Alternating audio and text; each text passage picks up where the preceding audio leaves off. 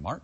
Thanks, Dave. Two new studies out this week pointed out disturbing facts about childhood obesity. One addressed what we are feeding our kids, and the other, what we're ignoring about their weight. I'm joined now by Dr. Nicole Oman, a pediatrician at Children's Hospital and Clinics of Minnesota. Thanks for coming in this morning. No problem. Let's talk about these studies. One is from the Archives of Pediatrics and Adolescent Medicine. It found that less than a quarter of parents of overweight children remember their doctor addressing this issue. Why are they not talking about this?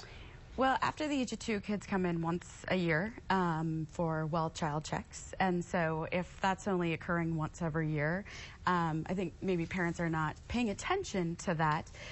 They're coming in for colds and strep throat and those kind of things, and we don't often talk about it at those visits, and we should be. They should be talking about it, right? Because if this is an epidemic, this obesity is an epidemic, this isn't something you can wait 5 years to deal with for your child. Correct. We should be dealing with it at every visit, talking with parents about child's weight and if they've gained quite a bit of weight from their last visit and what they're eating.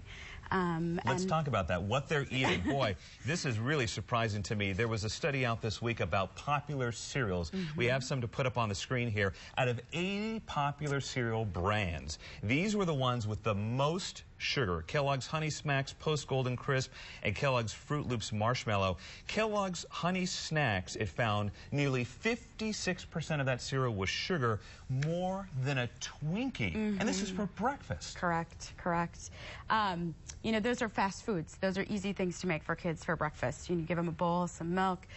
There are also things that are on TV a lot. So when kids are watching commercials on TV, they're seeing these cereals out there. The packaging is bright, and when you're shopping with your child in the store, it's the one they're going to grab and want to put in the cart. Now, there are some good cereals we should let folks know about, and we have a couple of those for the screen here as well.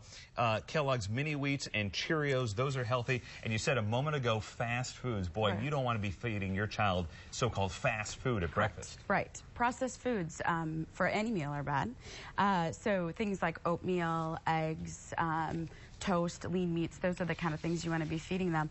The high sugar cereals are going to make them have a high kind of sugar amount and then kind of drop in that kind of mid-morning when they're supposed to be doing work at school, and they're not going to be able to do it. Wow, boy, and you want something to sustain them through the day so they can learn properly. Exactly.